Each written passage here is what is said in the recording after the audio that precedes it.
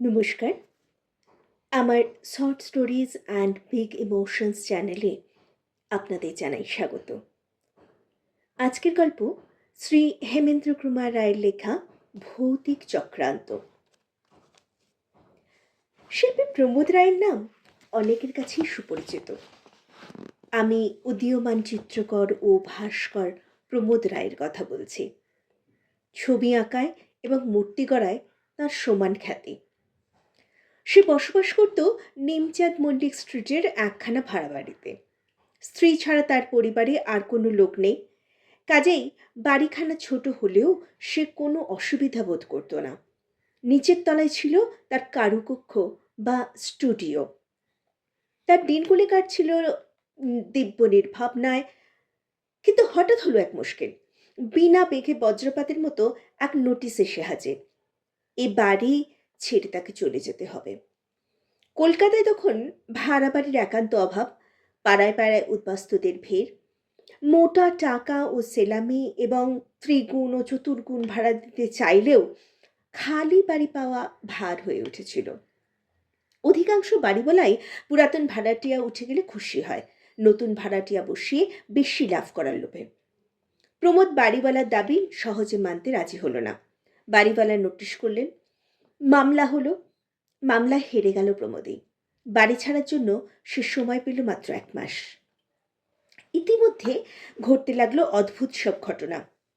প্রমোদের ঠিক পাশের বাড়িতে থাকতো নরহরি দাস। মফস্বলের লোক, কলকাতায় বাস করত ব্যবসা সূত্রে। মাঝখানে একটা পাঁচিল টপকালেই তাদের বাড়ির ছাদ থেকে অনায়াসে প্রমোদের বাড়ির ছাদের উপর এসে পড়া যেত। নরহরির চেহারাখানা ছিল আদর্শ গতিবালার মতো। মোটাসোটা, বেটিসেটে, কালো কালো দেহ, চাঁদের মতো গোলাকার মুখমণ্ডল, সাজবোজো তথই বোঝো। সে পরম বৈষ্ণব, মাথায় চৈতন্য চুটকি, কপালে ও নাসিকায় তৈলক মাটির চিহ্ন ও কণ্ঠে 3 সার তুলসীর মালা। অথচ তার অত্যন্ত দহরম মহরম ছিল মহাশাক্ত ভৈরব ভট্টাচার্যের সঙ্গে। ভৈরবের চেহারা ছিল লম্বায় চওড়ায় দশাশই। হাস্য ছিল অট্টহাস্যের মতো, বাক্য ছিল হুঙ্কারের মতো। তান্ত্রিক ক্রিয়া ছিল তার পেশা এবং মদ আর মাংসই ছিল তার প্রধান পানীয় ও খাদ্য। কিন্তু চেহারায় আর চরিত্রে আকাশ পাতাল তফাৎ হলেও বৈভব ও নরহরি দুজনেরই নেশা ছিল এক, আর সেটা হচ্ছে দাবা খেলা। রোজ সন্ধ্যাবেলায় নরহরি তাম্বুল চট্টন করতে করতে আর বৈভব তামাকু টানতে টানতে দাবা বোর্ডের ছকের সামনে বসে খেলায় বিভোর হয়ে থাকত। সে সময় তাদের দেখলে লোকে বলাবলি করত, এও এখন সম্ভব, যখন বাঘে আর গরুতে মিলনই বা অসম্ভব হবে না কেন। কিন্তু এমন মিলনেও তাগড়া পড়ল। আচম্বিতে ম্যানিনজাইটিস রোগে নরহরি হলো গতাসু এবং সে বাড়ি ছেড়ে দেশের বাড়িতে চলে গেল তার পরিবারবর্গ। ভেঙে গেল সেখানকার দাবা বোর্ডের সন্ধ্যাসুর। নরহরির মহাপ্রস্থানে বৈভব ভট্টাচার্য দুঃখ পেলে বটে, কিন্তু পরম আনন্দ লাভ করলে তার বাড়িওয়ালা ক্ষেত্র বা খেতু মল্লিক। নরহরি ভাড়া দিত মাসিক 50 টাকা। খেতু মল্লিক এখন জো পেয়ে দাবি করে বসলো এককালীন 1000 টাকা সেলামি আর মাসিক 150 টাকা ভাড়া। দিনকাল যা পড়েছে তার দাবি নিশ্চয়ই অপূর্ণ থাকতো না। এমনকি হবু ভাড়াটিয়ারা আনাগোনাও শুরু করে দিলে। কিন্তু সহসা সংঘটিত হলো এক রোমাঞ্চকর অ্যান্ড অভূতপূর্ব ঘটনা। এক পূর্ণিমার রাতে পথ দিয়ে চলতে চলতে নরহরিদের পরিত্যক্ত তালাবন্ধ খালি বাড়ির বারান্দা দিকে তাকিয়ে বকটন চাটুর্যে তা দেখল সে এক বিসদৃশ্য দৃশ্য।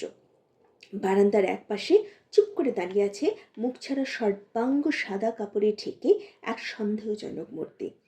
বদন চেঁচিয়ে বললে, কে ওখানে দাঁড়িয়ে? কোনো সাড়া নেই। বদনের সঙ্গে ছিল টর্চ। সে পট করে চাবি টিপে আলো জ্বেলে যা দেখলো তা সম্ভবপর নয়, যুক্তিসঙ্গত নয়। সে মূর্তি হচ্ছে নরহরি দাসের। তার পেটের পিলে চমকে গেল।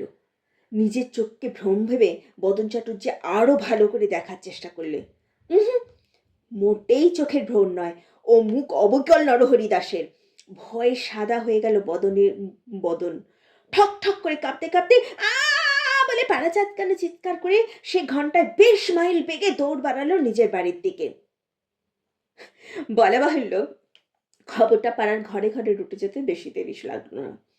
খেতু মল্লিক তেলে বেগুনে জ্বলে উঠে বলল, ও বদ্দা বেটা ভাঙচি দিতে চায়। নরহরি ছিলেন পরম বৈষ্ণব মানুষ, তিনি এমন গোলকধামে বসে মনের সুখে বিশ্রাম করছেন, কোন দুঃখে আবার এই ছাই পৃথিবীতে তিনি ফিরে আসবেন? কিন্তু নরহরি যে এখনো সশরীরে বিরাজ করছে তার ওই ভাড়া বাড়িতেই পাড়ার আরো কেউ কেউ তা অকাঠ্য চাক্ষুষ প্রমাণ পেলে। তবে দিনের বেলায় তাকে দেখা যেত না, এবং দিনের বেলায় তাকে দেখার কেউ আশাও করতো না। ফলে দাঁড়ালো এই, প্রথমত নরহরির বাড়ির সম্মুখ দিয়ে লোকে রাত্রে পথ চলা বন্ধ করে দিলে। দ্বিতীয়ত হবু ভাড়াটিয়ারা ক্ষেত্রমণিকে একেবারেই বয়কট করলে। বিনা ভাড়াতেও নরহরির বাড়িতে বাস করার মতো লোক আর পাওয়া যাবে বলে মনে হয় না। অবস্থা যখন এইরকম, ঠিক সময় তান্ত্রিক ভট্টাচার্য এসে বাসনা করে বলল, খেতুবাবু, নরহরিদের বাড়িখানা আমি ভাড়া নিতে চাই।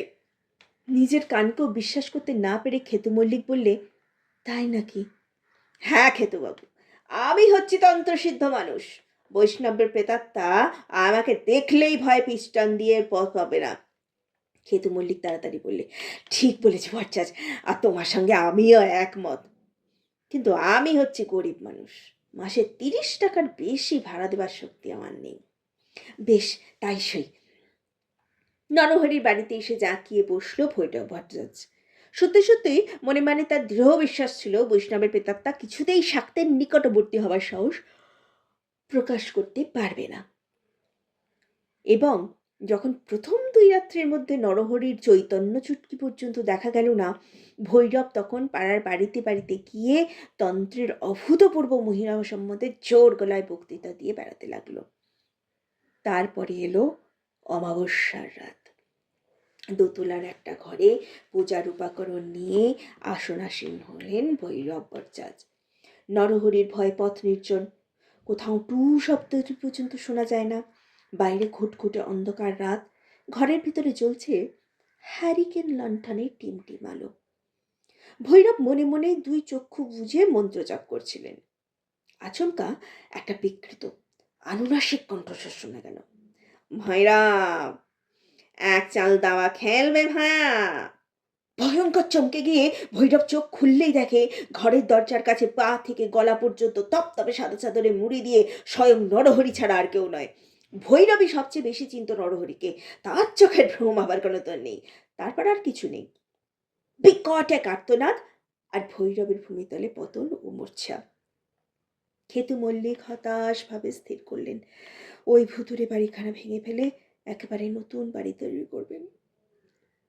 কিন্তু হঠাৎ যখন শিল্পী প্রমোদ এসে নরহরির বাড়িখানা ভাড়া নিতে চাইল, তখন খেতু মল্লিকের চেয়ে বিস্মিত লোক পৃথিবীতে আর কেউ ছিল না বোধহয়। প্রমোদ বললে, কলকাতায় খালি বাড়ি দুর্লভ, অথচ বাড়িওয়ালার হুকুমে আর 1 সপ্তাহের মধ্যেই আমাকে উঠে যেতে হবে, সুতরাং আমার অবস্থা বুঝতেই তো পারছেন। খেতু মল্লিক বললেন, বেশ বাবা, আমি বেশি ভাড়াও চাই না, তুমি মাসে 25টি করে টাকা দিও। তাহলে 25 টাকা অগ্রিম দিয়ে 3 বছরের করাকে আমাকে চুক্তিপত্র লিখে দিন। আচ্ছা আচ্ছা। পাশের বাড়িতে উঠে যাওয়ার জন্য প্রমোদ নিজ স্টুডিওর ছবি ও প্রতিমূর্তিগুলোকে স্থানান্তরিত করার ব্যবস্থা করছে। এমন সময় তার স্ত্রী নমিতা এসে ভয় ভয় বলল, ওগো, নরহরির বাবুর বাড়িতে গিয়ে আমি থাকতে পারবো না। কেন? কেন তা কি তুমি জানো না? প্রমোদ হাসি মুখে নমিতার হাত ধরে ঘরের এক কোণে নিয়ে গিয়ে দাঁড় করলো। তারপর একখানা সাদা চাদর একধারে সরিয়ে দিতেই দেখা গেল একটা খড়ের কাঠামোর উপর বসানো রয়েছে নরহরির রং করা মাটি দিয়ে করা মুখমণ্ডল। নমিতা হতভম্ব।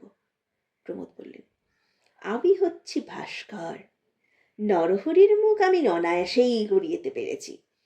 পাঁচিল টপকে ওপাশের বাড়িতে যাওয়াও আমার পক্ষে কঠিন হয়নি। আমাকে সাহায্য করেছে আবছাড়াত, মানুষের স্বাভাবিক ভয় আর কুসংস্কার। এই গল্প যদি আপনাদের ভালো লেগে থাকে তাহলে লাইক করুন, আর চ্যানেলটি অবশ্যই সাবস্ক্রাইব করুন আরও গল্প শোনার জন্য। যদি আপনি কোনো গল্প আমার গলায় শুনতে চান তাহলে কমেন্ট বক্সে লিখুন। আপনার মতামত জানাতে একদমই ভুলবেন না। ধন্যবাদ।